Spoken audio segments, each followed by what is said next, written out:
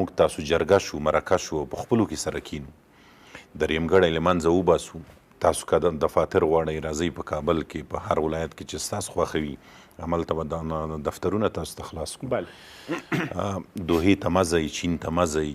نورو هیوادونو ته مه ځئ یعنې د حکومت خو دا هیله وه چې دغه کار وکړي که چیرې اوس امریکایان وتوانیږي او طالبانو سره په یو جوړجاړي ته ورسیږي تر څو چې یو څو ورځینی او یا هم دوامداره اوربند ته لار هواره شي دا به تر ټولو ښه وي حکومت هم دې ته فکر کم لبیک ووایي او ولس خو د همدې ورځې تږی دی چې ډز بندیز وشي اوربند وشي جګړه نه وي ولس خو همدغه غواړي څنګه کیدای شي چې اوس دا ومنو چې دا اوربند به د ټولو خواو ترمنځ وي نه یوازې د طالبانو او د امریکا ترمنځ باور لرئ چې وسوال طالبان عمومي اوربند کوي مخکې صافي صاحب ویل چې پر عمومي اوربند باندې هوکړې ته رسېدلي دا یو ښه زیری دی که چیرې دغسې وي چې د دوی اوربند د ټولو اړخونو ترمنځ وي نه دا چې د امریکا او د طالبانو ترمنځ که فکر وي مخکې د دې چې مذاکرات درېږي امریکا او طالبان دې هوکړې ته رسېدلي وو چې دوی څنګه کولی شي په هغه سیمو کې چې امریکایان ترې وځي د هغې ولایتونو یا هغه ساحو څخه دوی به یوازې د امریکایانو سره اوربند لري او افغانان به د افغان سره بیا هم وژني دا یوه دسیسه وه هغې ته موږ د سولې هوکړه نه ویله بلې دغه دسیسې پړه پر چا باندې وراچوو مخکې مثلا وسلوال طالبانو ویلي وه چې دوی د سولې لپاره تجدید دوی په افغانستان کې د یو سرتاسري سولې په لټه کې تر څو امریکایانو سره همدغه موافقه لاسلیک کړي د اوربند غوښتنه دوی هم په اول کې نه منله حکومت غوښتنه کوله چې اوربند باید وسي تر څو د طالبانو د خپلمنځي اختلافاتو یوه بیلګه دوی ته وویل چې مثلا طالبان په خپل منځ کې اتفاق لري اتحاد لري یووالی لري او که نه لري امریکا تازه ویلي وه چې وسلوال طالبانو ته یې شرط دغه دی چې باید عمومي اوربند ترسره کړي اوس د اوربند په تړاو باندې اساسي ستونزې څوک رامنځته کوي کوم لوری په دې باندې ملامت بلل کېږي چې د اوربند په تړاو باندې ستونزې رامنځته کړي ښه دلته لکه څنګه چې د افغانستان جګړه افغاني جګړه نه ده یوه نیابتي او د پردیو جګړه ده ستونزې ډېرې دي ورته ګاونډیان دي دلته چې مستقیم ډول د افغانستان په جګړه کې ښکیل دي امریکا ده چې د افغانستان په جګړه کې خپله ښکیله ده دا جګړه د امریکا وه چې پایلې کړه دا د افغانانو نه وه دلته چې راغلل طالبان موجود و یو نظام موجود و دوی د امریکا څخه راغلل د افغانستان په خاوره باندې تعرض وکړه طالبان که ښه و او که بد و خو دوی افغانان و دوی د افغانستان څخه تبعید کړل یعنې دا جګړه دوی پیل کړه او یا هم که په بله معنا ووایو طالبانو پیل کړه دوی سره پیل کړه په منځ کې حکومت او د خلک قرباني دي قرباني په دې معنا چې طالبان په اوایلو کې چې راجګېږي اسامه بن لادن نه ورکوي او یوه وانه د امریکا دپاره جوړېږي دوی په افغانستان یرغل وکړ په اوس کې څه پکار ده د افغانانو دپاره د حکومت دپاره او د ټولو اړخونو دپاره په وار وار دا وایو چې ټول اړخونه باید په دې فکر وکړي چې څنګه کولی شو د سولې څرک ووینو امریکا خو غواړي دلته چې په مستقیم ډول په افغانستان کې دغسې یوه سوله راولي چې هغه نه سوله وي او نه جګړه وي اوسني وخت کې پر عمومي اوربند باندې ټینګار دی د څه لپاره همدغه اوربند غواړي امریکا ښه یو شرط دی د سولې د خبرو همدا و کله چې د امریکا ولسمشر په دې باندې پوه شو چې په افغانستان کې دغه هوکړه چې د امریکا او د طالبانو ترمنځ کیږي یوازې د دوی ترمنځ دغه هوکړه کیږي او جګړه تر یو حده راکمیږي هم نه نو دوی هم په دې پوه شول چې په دې دسته باندې ټول پوهیږي دا یوه داسې هوکړه وه چې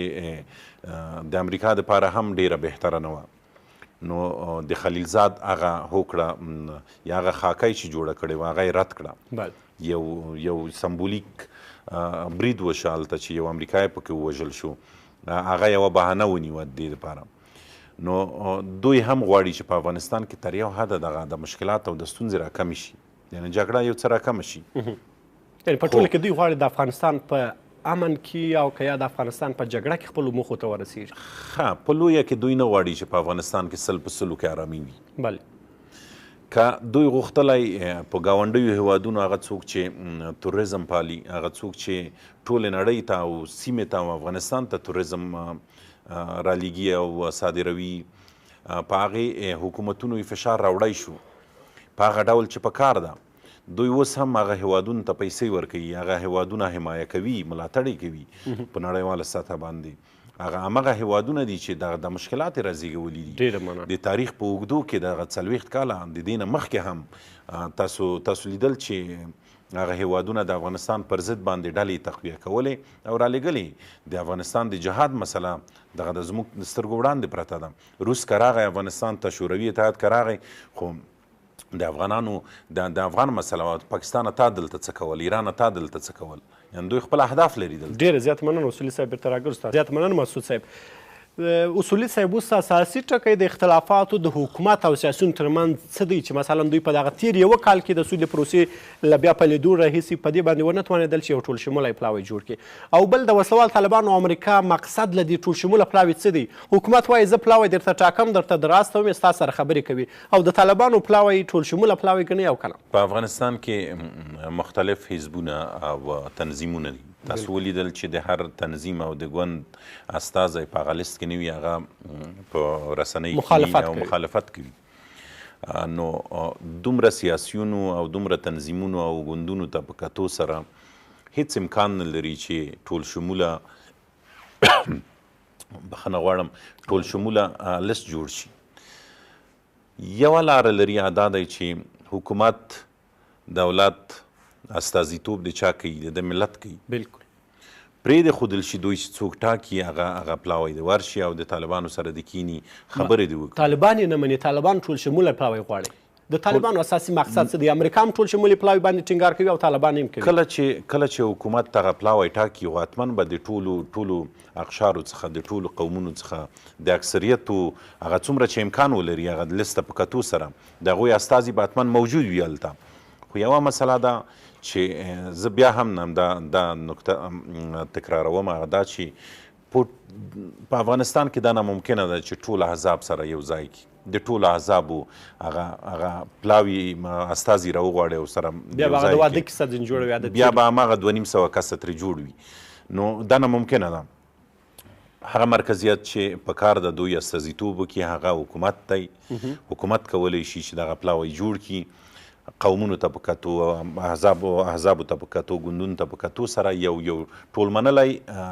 پلاوی وټاکي او ورویلي بلې حکومت تر اوسه ولې په دې باندې ونه توانېدی چې همدغو احزابو ته همدغو ګوندونو ته قناعت ورکړي چې ستاسو استازولي موږ کولی سو موږ ته دغه لار پرېږدي چې موږ به خپله ولاړ سو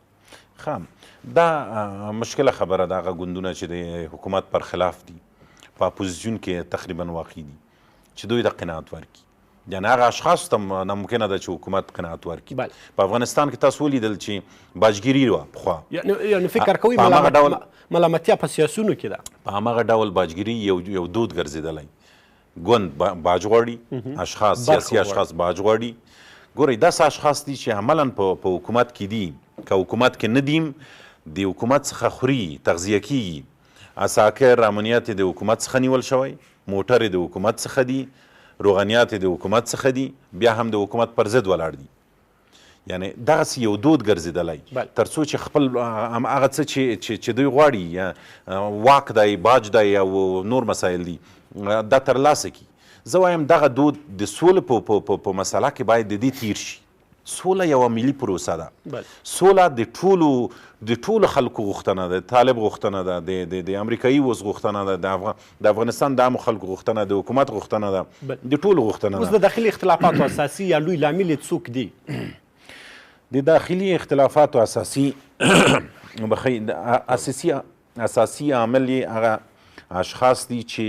غواړي د سولې پروسې څخه هم یو ډول استفاده وکړي تر څو چې خپل جیب ډک کړي او په راتلونکي حکومت کې بیا هم خپل ځان وي حکومت ګڼي که نه حکومت دې برخه کې په لاسوهنو باندې نه دی تورن سوی ګورئ حکومت هغه څوک دی اوس چې ځان ته مرکزیت وایي او وایي چې دغه د سولې پروسې باید پر مخ ویسو قناعت ورکو هغه سیاسیونو ته هم چې زموږ سره قناعت کوي مګر مسله دا ده چې که چیرې د سولې پروسه د سیاسیونو په لاس ورکو مطلقه ووایو چې حکومت تا خوا کینه تاسو یې پر مخ ویسئ دا امکان لري بالکل خو دا ناممکنه ده چې دوی جوړجاړي ته ورسېږي یعنې که چیرې سوله په دې راتلی نو حکومت به ځان به یې څنګ ته کړی وی مګر دا ناممکنه ده. هغه لوری چې په جګړه کې ښکیل دی هغه یې حکومت دی، استازیتوب د دغه ملت کوي. بنان حکومت ته پکار ده چې د پلاوی جوړ کړي، حکومت ته پکار ده تر یو حده څومره چې امکانات د دې وي د خلکو ته قناعت ورکړي، او دې خلکو ته پکار ده د سیاسیونو ته چې د جیب دپاره د واک دپاره فکر ونه کړي، د ولس دپاره فکر وکړي. تر اوسه خو یې کړی دی په دې یوه کال کې نه حکومت او نه عذاب په دغه باندې هوکړې ته سره ورسېدل. که چیرې مثلا د دوی اختلافات همدغسې دوام پیدا کړي، د سولې پر بهیر باندې تاثیرات څه دي؟ که چیرې طالبان وغواړي او امریکا وغواړي چې په افغانستان کې سوله راشي، دغه سیاسیون که مخالف او که نه مخالف افغانستان کې سوله راځي، ځکه د جنګ لوري دوی دي، امریکا، حکومت او طالبان. بنان که دوی وغواړي په افغانستان کې جګړه ختمېدای شي، راکمېدای شي. مګر دلته یوه ستونزه دا ده، زه ډارېږم د دې څخه لکه څنګه چې شورویان د افغانستان څخه ووتل او افغانان یې سره پرېښودل چې جګړه وکړي، هغه د څه په آخر کې راغلل؟ تاسو ولیدل چې په افغانستان کې یو ملي بنسټ پاتې نه شو، یعنې هغه شخص پاتې نه شو چې په افغانستان یې زړه بدېده. ټول لاړل، هجرت یې وکړه د افغانستان څخه، جګړه وه په کور په کلي، چې بیا هغه حالت ته موږ سره لاړ نه شو. نو موږ ځکه وایو په افغانستان کې هېڅوک امریکایي نه غواړي. د هر افغان څخه پوښتنه وکړي چې ته امریکایي دلته غواړې؟ نه یې غواړي. زه یې نه غواړم، احمد یې نه غواړي، محمود یې نه غواړي، ولس یې نه غواړي. مګر یوه مسله دا ده چې د دې فرصت څخه باید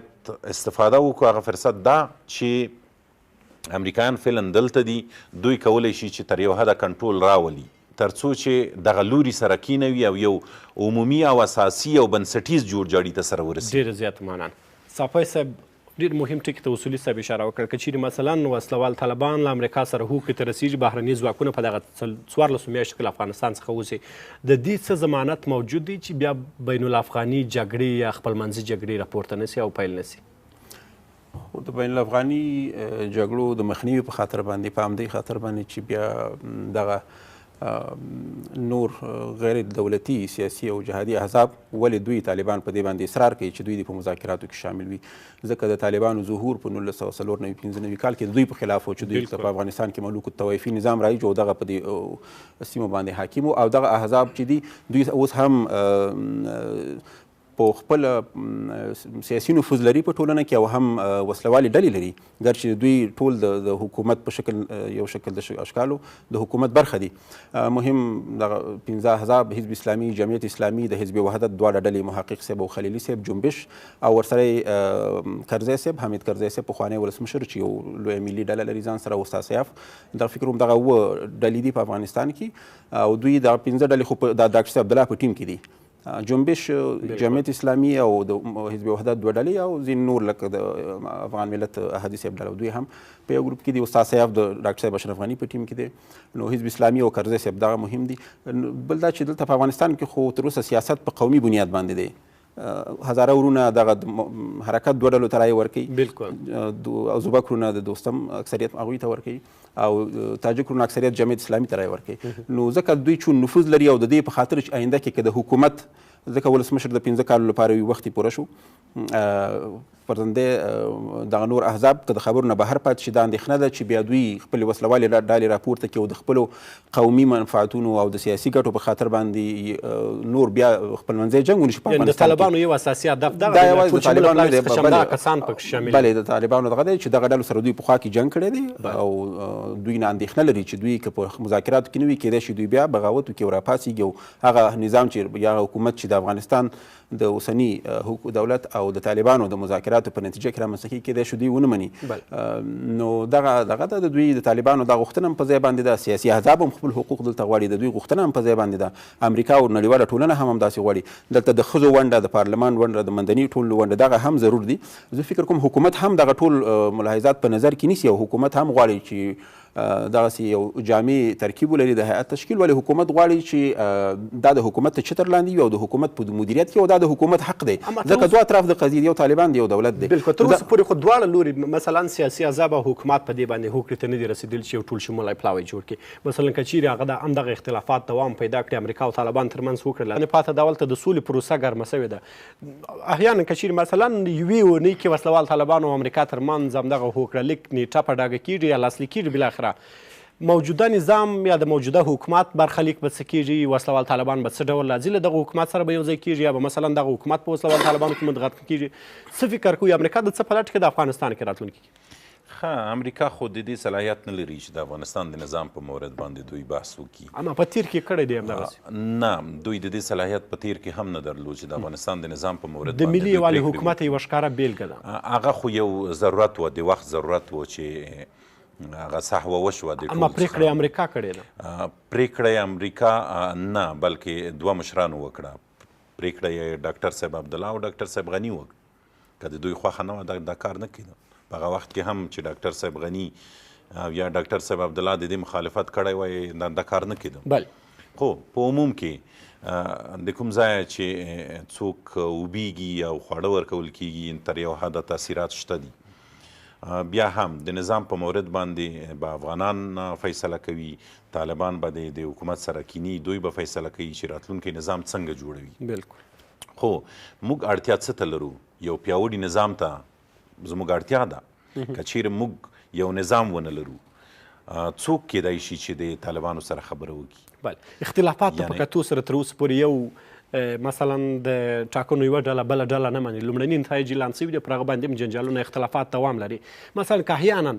بیا هم د ټاکنو وروستۍ پایلې اعلان سي، یو برحال ولسمشر بیا ولسمشر سي، د طالبانو سره د امریکا د هوکړې مسله هم نهایي سي، بالاخره وضعیت کوم لور ته تلونکی دی؟ د ټاکنو یو لوری خو هغه خو تاسو ته معلوم دی 2009 کې د ډاکټر عبدالله د ښاغلي کرزي صاحب سره لاس و ګریوان ونه یې منلی. 2014 کې ډاکټر غني سره لاس و ګریوان ونه یې منلی. په اوس کې هم نه مني. دا خو یو دود ګرځېدلی د دپاره. په هر صورت دا به یې مني دا وارې که چیرې نهایي پایلې اعلانېږي، دا به یې مني او لبیک به د مسلې ته وایي. وختونه فرق کوي، هغه تیر حالت او اوس حالت کې تفاوت شته دی. په عمومي ډول زموږ سوله پکار ده. بله، راځو دې مسلې ته چې سوله کوم ډول څومره قیمت زموږ څخه اخلي. بله، که چیرې موږ د 18 کلنې او 19 کلنې لاسته راوړنې ساتلی شو، موږ یو پیاوړی نظام درلودلی شو،